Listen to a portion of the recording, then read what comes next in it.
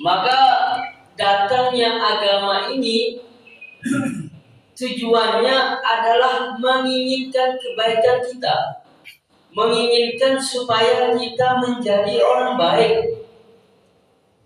Maka kalau kita betul-betul masuk ke dalam agama secara sempurna, artinya kita telah melakukan kebaikan. Dan tuntutan agama adalah supaya kita menjadi sosok manusia yang baik. Sosok manusia yang baik itu bagaimana? Sosok manusia yang menjalani kehidupannya sesuai dengan syariat dan akhirnya diridhoi oleh Allah Subhanahu wa taala. Ada yang mengartikannya agama itu nasihat. Nasihat itu maksudnya pedoman hidup. Jadi datangnya agama ini seperti kita beli seperti kita beli mobil atau motor, atau kita beli kulkas lah. Maka ada surat-suratnya di situ. Ada pedoman tata cara menggunakannya. Maka kalau kita mengikuti tata cara menggunakan motor tadi, maka motor kita akan menjadi motor yang awet, tidak gampang rusak. Begitu juga agama. Jadi agama itu adalah pedoman hidup manusia. Kalau manusia mengikuti tata cara yang ditulis, yang dibuat, yang diturunkan kepada manusia, maka manusia akan menjadi manusia yang sebenarnya. Dan kalau manusia tidak mengikuti pedomannya, maka manusia akan menjadi sekedar manusia saja. Manusia yang tidak bisa dibedakan antara manusia dan hewan-hewan. Ulaika kal an'ami bal hum adall ya'kuluna wa yashrabuna kama ta'kulun. Allah mengatakan di dalam Al-Quran bahwa orang yang tidak punya agama, tidak mengikuti agama yang sebenarnya, nanti kehidupannya itu tidak bisa dibedakan dengan hewan ternak. Hewan ternak itu apa? Ya'kuluna wa yashrabun. Mereka makan, mereka minum. Hewan kurban itu Pak, makan dan minum. Kemudian mereka bekerja, dipekerjakan. Dah, kehidupannya cuma itu aja. 24 jam, bangun pagi kerja, kemudian selesai kerja, pulang ke rumah, lapar, makan, habis makan, kumpul istri, kumpul keluarga, kemudian habis itu tidur. Begitu terus tiba-tiba gak terasa umurnya sudah 60 tahun. Dan setelah 60 tahun, kemudian wafat, mati, kembali kepada Allah Subhanahu wa taala. Maka kehidupannya itu tak sama dengan hewan. Maka agama ini datang supaya kita tahu fungsi kita ini apa. Fungsi kita ini apa? Maka disinilah para sahabat bertanya kepada baginda Nabi, ad-dinun nasihat. Agama adalah menginginkan kebaikan. Kemudian apa saja porosnya agama, kebaikan yang harus kita ikuti? Maka di sini kulna liman, para sahabat bertanya kepada siapa yang harus kita melakukan kebaikan? Qala lillahi wa likitabihi. Lillahi, kepada Allah atau untuk Allah. Maksudnya agama ini menginginkan kebaikan kepada kita agar kita meyakini bahwa tiada Tuhan selain Allah Subhanahu wa taala, atau pelajaran tauhid. Supaya kita yakin dan supaya kita menghilangkan semua keraguan kita tentang kekurangan Allah Subhanahu wa taala. Supaya kita mentauhidkan Allah dan supaya kita menghilangkan semua kebesaran-kebesaran selain Allah Subhanahu wa taala. Ketika orang punya agama dan agama yang sebenarnya adalah agama Islam, maka dia akan meyakini Tuhannya adalah Allah. Nah, itu nasihat. Ketika orang nggak punya agama, maka dia tidak meyakini Allah. Bahkan dia tidak meyakini Tuhan. Jadi, ad-dinu nasihat. Agama itu adalah nasihat. Ketika orang nggak punya agama, maka dia ateis. Ateis berarti dia nggak percaya Tuhan. Maka kalau kita ini betul-betul beragama, pertama kali kita harus yakin bahwa Tuhan kita adalah Allah Subhanahu wa Ta'ala. Apapun ujian rintangan, apapun yang kita dengar, tetap kita meyakini, membelanya, mempertahankannya, dan kita tidak mudah pengaruh dengan logika-logikanya orang-orang filsafat atau orang-orang ateis yang tersebar di mana-mana sekarang, membuat fitnah, membuat keraguan kepada umat Islam akan agama Islam.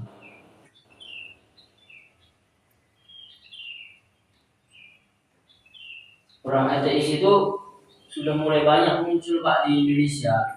Kalau Bapak orang aktif di medsos, maka muncul banyak pertanyaan-pertanyaan yang kita sebagai orang awam bingung untuk menjawabnya.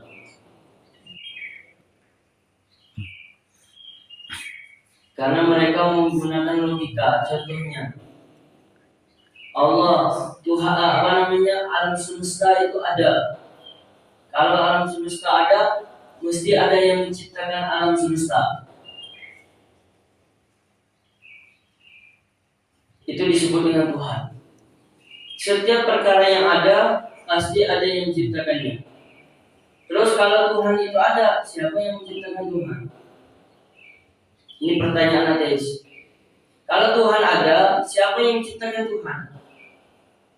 Terus kalau Tuhan ada, siapa yang menciptakan Tuhannya sebelumnya? Tuhan berarti setiap Tuhan diciptakan oleh Tuhan, diciptakan oleh Tuhan, diciptakan oleh Tuhan. Maka ini tidak mungkin terjadi, katanya. Ini mustahil. Artinya Tuhan itu tidak ada dan alam semesta muncul dengan sendirinya. Kita orang awam ya juga ya. Kayaknya kita ini terpengaruh dengan agama.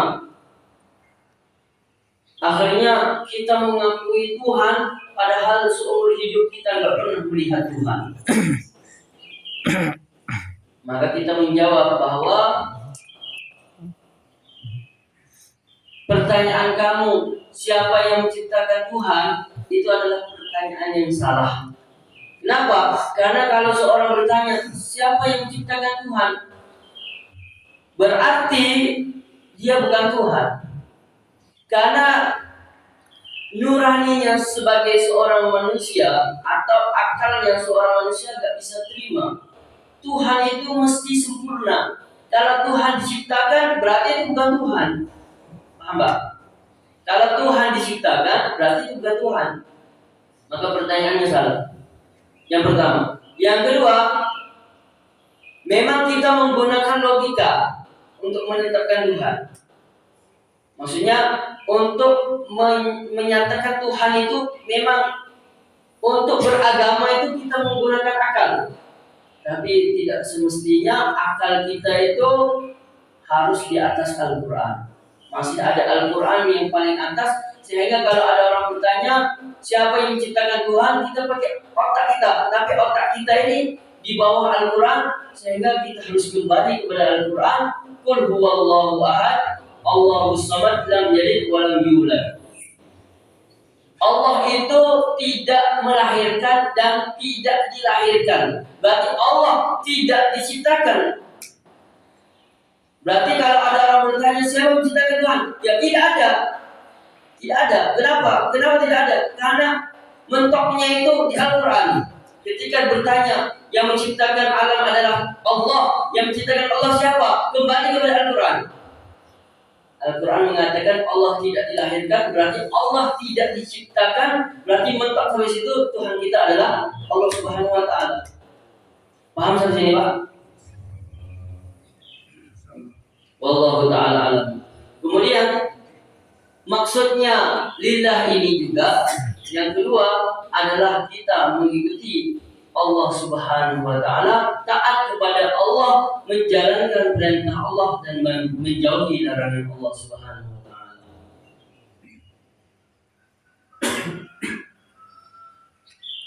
Apa sih hikmah? Sebenarnya tidak bicara hikmah pun kita harus taat. Tapi apa hikmahnya kita disuruh sholat? Di antara hikmahnya kita disuruh sholat 5 waktu, Pak. Logikanya adalah berarti setiap saat ada orang yang ingat kepada Allah Subhanahu wa taala. Setiap saat tidak sepi dunia ini dari azan dikumandangkan, dari orang mengucapkan zikir, ibadah, sujud kepada Allah Subhanahu wa taala. Gambarannya begini. Misalnya di sini sholat zuhurnya itu jam 12 atau jam 12 kurang. Nanti di daerah yang berbeda, di Madiun atau di Surabaya, nanti akan berselisih 1 menit, 2 menit atau 5 menit, ya kan Pak? Kemudian di Sumatera akan berselisih lagi mungkin sampai setengah jam. Kemudian di India akan berselisih lagi sampai sekian waktu sholat zuhurnya. Sampai di Mekah selisihnya sampai 4 jam. Kita duluan 4 jam, Pak. Mereka baru sholat zuhur misalnya. Artinya bagaimana? Artinya sholat zuhur yang sama, karena tempatnya berbeda, berarti setiap saat, setiap detik ada orang sholat zuhur kepada Allah. Berarti di dunia ini tidak sepi dari orang sholat zuhur. Karena setiap waktu ada sholat zuhur terus. Berarti dunia ini tidak sepi dari orang mengingati Allah Subhanahu wa taala. Paham, Pak? Di antara hikmahnya lagi, kenapa kita disuruh sholat? Karena perintah Allah kepada kita agar kita mengingati Allah. Gak putus. Di masa kita tidur dengan nyenyaknya, kan? Malam-malam tidur nyenyak, maka perintah Allah suruh sholat subuh, artinya, sudah habis waktu tidurnya, waktunya sekarang adalah waktu ingat kepadaku, maka bangunlah untuk mengingati aku. Pagi-pagi kita pergi kerja, ketika sudah enak-enak kerja, disuruh berhenti apa? Supaya lupa kerjanya, ingat kepada yang menciptakannya. Salat zuhur. Selepas salat zuhur, kerja lagi sampai capek, ketika capek, disuruh mengingati Allah Subhanahu. Sore-sore, waktunya main-main, waktunya main bola, waktunya santai-santai, waktunya capek istirahat, habis kerja, malah kita disuruh sholat maghrib, mengingati Allah Subhanahu wa taala. Ketika waktu maghrib sampai isya, waktunya kumpul keluarga, waktunya kumpulnya keluarga, kumpul dengan anak-anak, selesai kerja, mereka selesai sekolah, maka kita disuruh mengingati Allah, yaitu dengan sholat isya. Berarti 24 jam, artinya ketika kita mau lalai, kita diingatkan oleh Allah supaya ingati aku. Dipaksa untuk mengingati Allah Subhanahu wa taala. Karena ini tujuan hidup kita, yaitu kita mengingati Allah dan membawa kalimat la ilaha illallah sampai bertemu kepada Allah Subhanahu wa taala. Kemudian waktu senang-senangnya, waktu bahagianya, karena kamu sudah mengorbankan mengingati Allah di dunia, waktunya adalah bersenang-senang di surganya Allah untuk selama-lamanya. Inna Allah hashtara minal mu'minina anfusahum wa amwalahum bi anna lahumul jannah. Sesungguhnya Allah Subhanahu wa taala akan membeli jiwa kamu yang kamu korbankan untuk agama, harta kamu yang kamu korbankan untuk agama, Allah membeli dengan ditukar surganya Allah Subhanahu wa taala yang selama-lamanya.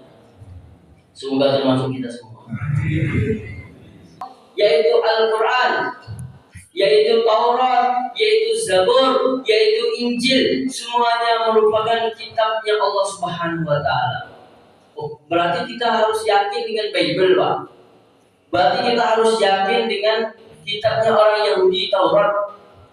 Berarti kita harus yakin dengan Alkitab. Ya, Pak. Kita disuruh yakin dengan Alkitab, tapi Alkitab yang asli, Pak. Yang asli, dan yang asli sudah tidak ada, Pak. Kita yakin bahwa Allah menurunkan kitab Injil kepada Nabi Isa, tapi yang asli sudah tidak ada. karena sudah dimasuki perkataannya ulama mereka, pendeta mereka, sejarah sudah dimasuki di sana. Bahkan muncul satu zaman dari orang Yahudi yang namanya Paulus. Paulus ini Yahudi, Pak. Kemudian pura-pura jadi orang Kristen, kemudian dianggap nabi oleh orang Kristen. Kemudian Paulus ini memasukkan kata-kata yang melenceng masuk ke dalam Alkitab. Contoh,